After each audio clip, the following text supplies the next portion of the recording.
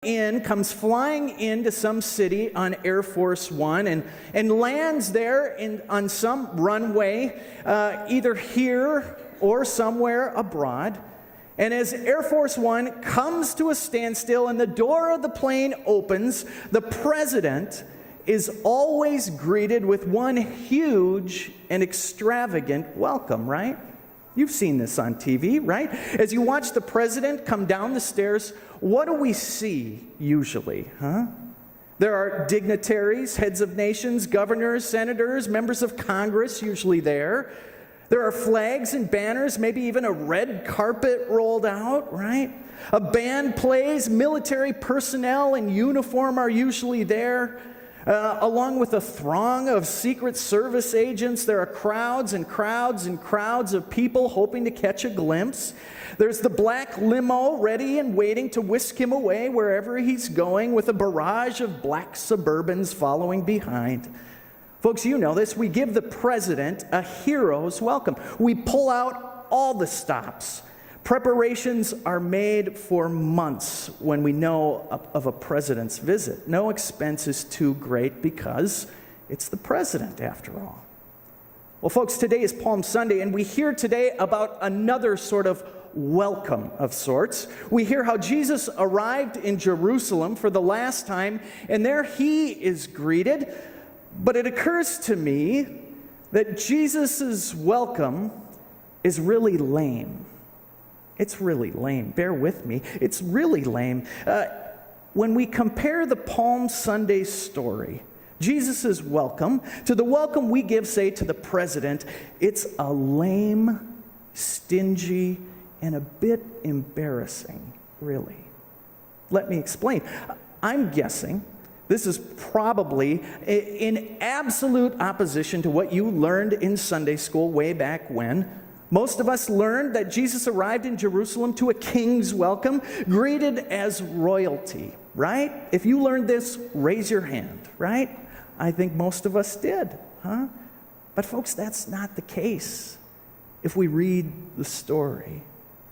Rather than riding in on Air Force One or even on a chariot, Jesus comes riding on what the Bible calls a donkey that had never been ridden. Think for a minute about riding a donkey that has never been broken in. Changes the story a bit. Someone wealthy or of means could afford a well-trained horse, but Jesus comes galloping in on this unruly, untrained donkey. Not only that, when he enters the city, you know this, there are no red carpets, no trumpets announcing Jesus' arrival. There's no military personnel, no guards. There are no dignitaries there to meet him. No, Jesus is welcomed by what seems like an impromptu gathering, really. Unprepared, unrehearsed, spontaneous, this spontaneous gathering of folks out on the street. Nothing is really planned. There are no flags or banners or band playing Hail to the Chief. Instead, those gathered as Jesus arrived are there looking. They're sort of looking for a way to add some significance to the moment. So someone climbs up the closest tree and starts breaking off palm branches and throwing them down, and people start waving those branches in this sort of makeshift greeting. And as you looked around the crowd, you would notice that there was really no one of importance there. No members of Congress, no business or religious leaders. There was no one of significance or wealth or prestige anywhere to be seen in the crowd. Actually, it was the exact opposite, I believe. Jesus was surrounded by this mammoth crowd filled with the poor, the outcast, that first Palm Sunday. I imagine there were people there hoping they could get Jesus to come to their house to heal their sick grandparent or their child. I imagine there were still others who were out of work, still others uncertain about where their next meal would come from or where they would sleep that night, still others with debilitating diseases, and others for whom life had dealt them setbacks we can't imagine. Folks, this was no hero's welcome. It was a mob of peasants, all wanting, all needing Jesus, all wanting what he brought, a glimmer of hope. And as that mass of peasants and outcasts and those down and out pressed in around Jesus, I imagine Jesus was sort of overwhelmed by this crowd. And not only that, I imagine Jesus got angry, really angry. Not because the welcome he received was so pathetic, but by the fact that he was surrounded by this seemingly endless sea of people who had so little. I imagine Jesus asked himself, how can this be?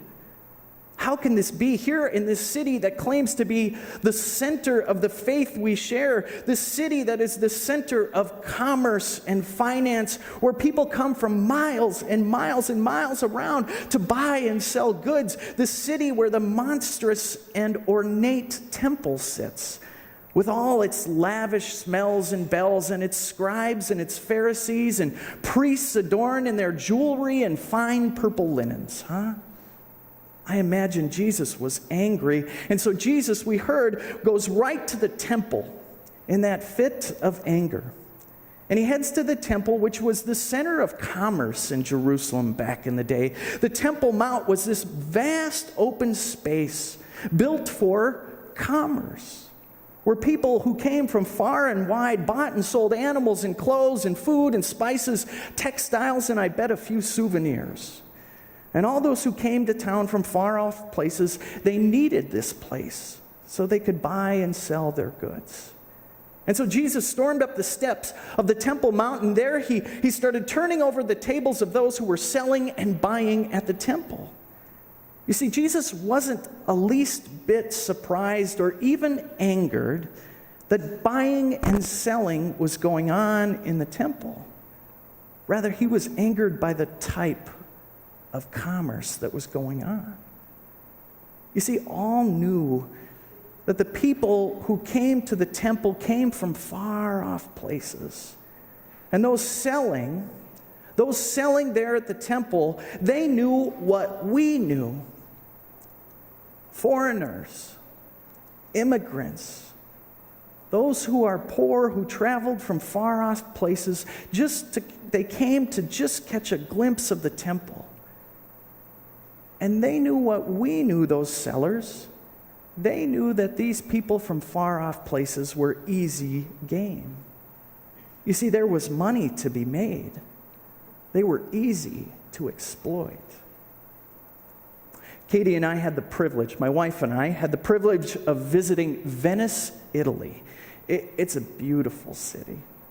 It was just the two of us, and we arrived late in the evening, and after a long train ride, we were tired and needed something to eat. So we dumped our bags at our hotel, and then we grabbed our Rick Steves travel guide, and we walked around like this until we found some place to eat that Rick recommended. Well, we sat down at this little pub late in the evening, and we quickly realized we were going to have a challenge ordering some food. You see, the menu was all in Italian, of course, and our waitress spoke not a lick of English, and she really wasn't interested in working with us. In fact, she was annoyed. It was the end of her shift, I think. After struggling to try and communicate with her, exhausted, I said, 2 vino and 1 fish plate. Well, she seemed to smirk really, and she walked away. A moment later, she came back with 2 glasses of wine, and she plopped down a plate hard on our table with various fish on it, all with their eyes looking back at us. I swear to this day, I could hear the laughter in the kitchen when the waitress told the cook about how green our faces turned. It's easy to take advantage of the foreigner, huh? The Bible says Jesus went on to overturn the tables of the money changers as well. They were, in the day, the moral equivalent of payday lenders, shady mortgage brokers, slumlords. The further the traveler came from, the easier it was to exploit them. You couldn't buy anything without the local currency, which was exchanged at ridiculous rates. Jesus continued overturning the tables. This time it says he overturned the tables of those who sold doves, the bird, right?